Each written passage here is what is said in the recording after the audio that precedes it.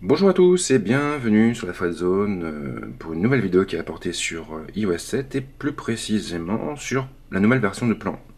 Donc Plan qui se trouve en haut à droite et qui profite d'une toute nouvelle icône bien plus jolie à regarder et surtout bien plus cohérente puisqu'on n'a plus besoin de sauter d'un pont pour pouvoir accéder à l'icône, à l'application.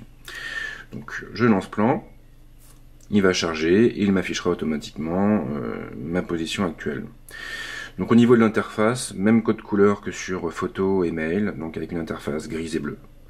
On retrouve là-haut une première barre de navigation qui nous permettra de rechercher une adresse ou de créer un itinéraire ou d'accéder à nos différents bookmarks en appuyant sur cette icône-là. Et en bas, donc un menu d'options, enfin une autre barre constituée d'options avec une flèche pour afficher notre position actuelle, un bouton pour passer en vue 3D, un bouton pour accéder aux options de partage et un bouton pour accéder encore à d'autres options. Alors au niveau des options de partage, on retrouve à peu près les mêmes options que d'habitude. On va pouvoir envoyer un plan, un itinéraire par message, par mail, sur Twitter, sur Facebook, et on pourra créer un nouveau signet si on le désire. Donc la création d'un nouveau signet, on tape sur le bouton, il nous affiche automatiquement le lieu, donc l'adresse si on a saisi une adresse manuelle ou le lieu actuel, on enregistre, c'est terminé. La vue 3D, hop, automatiquement ça va incliner le plan et on pourra aller regarder de jolis bâtiments. Alors évidemment toutes les villes ne sont pas modélisées en 3D, il faudra plutôt aller voir dans les grandes villes comme Paris et autres. Moi c'est pas franchement la fonction que j'utilise le plus. Le petit i, lui, va nous permettre de changer de vue. Donc on aura la vue standard, donc la vue plan, la vue mixte et la vue satellite.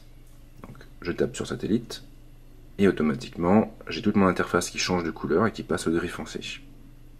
Et donc là, je vois bien la photo satellitaire de ma ville, de ma résidence et de mon immeuble. Donc ça, c'est plutôt cool.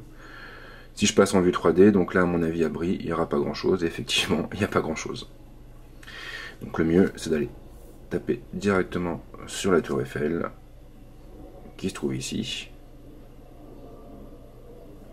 Et là, on a cette fois-ci une nouvelle icône qui remplace la vue 3D, qui est l'icône petit bâtiment joyeux.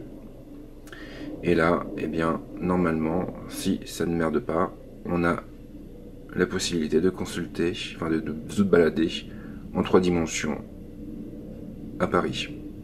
Et on peut aller voir la tour Eiffel en 3 dimensions, donc ça c'est quand même assez cool. Dans ce petit menu I, on a aussi la possibilité de placer un repère, d'imprimer le plan, d'envoyer une notification à Apple parce qu'on a eu un gros problème. Et après, on pourra aussi avoir des infos qui sont en lien avec la circulation. Ici, on va pouvoir masquer ou afficher la circulation, mais cette vue ne sera disponible que pour la vue standard et pas pour la vue satellitaire. Donc là-haut, alors si on veut créer un itinéraire, on appuie sur ce bouton-là et on aura le lieu de départ, le lieu d'arrivée, et on pourra choisir le moyen de locomotion, en voiture, à pied ou en transport en commun. Ce qui est un peu bizarre, c'est que la fonction transport en commun ne fonctionne pas et renvoie sur d'autres applications de l'App Store, notamment l'application Google Maps ou les applications de la RATP de la SNCF. Donc ça, j'ai pas trop bien compris. Donc ici, j'ai défini mes critères, je tape pour créer mon itinéraire et automatiquement, il m'affiche 3 propositions différentes avec les durées qui apparaissent sur une étiquette. Donc là, on pourra choisir l'itinéraire de notre choix. Ici, on a un bouton qui nous permet d'afficher toutes les instructions de l'itinéraire. Alors ce bouton-là n'est visible que lorsqu'on a évidemment planifié un itinéraire, ça va de soi. Et puis je crois que c'est à peu près tout. Alors évidemment, si on tape sur démarrer, on passe en mode GPS. Dirigez-vous vers le nord-ouest sur résidence du chemin des Justices, puis tournez à gauche sur chemin des Justices. Avec toutes les instructions vocales qui vont bien. Donc là, on aura, en tapant sur le plan, un petit menu qui nous permettra d'activer ou de désactiver la 3D, d'accéder aux instructions textuelles ou de gérer le son. Et là, on pourra choisir aucune voix, une voix faible, une voix normale ou un volume fort. Donc on ne peut pas changer de voix et opter pour une voix féminine. Donc c'est un petit peu dommage. Donc voilà pour Plan. Alors ce que je peux en dire, c'est que il est quand même plus réactif qu'avant, je trouve.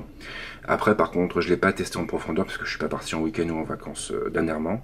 Donc je ne sais pas s'il est plus fiable qu'avant, mais ce qui est sûr en tout cas, c'est que il est bien plus réactif que sur l'ancienne version et que sur iOS 6. Donc voilà pour cette vidéo sur plan, j'espère que ça vous a plu, et si vous avez des questions, les commentaires sont là pour ça. Voilà, et je vous dis à très vite pour d'autres vidéos, ciao!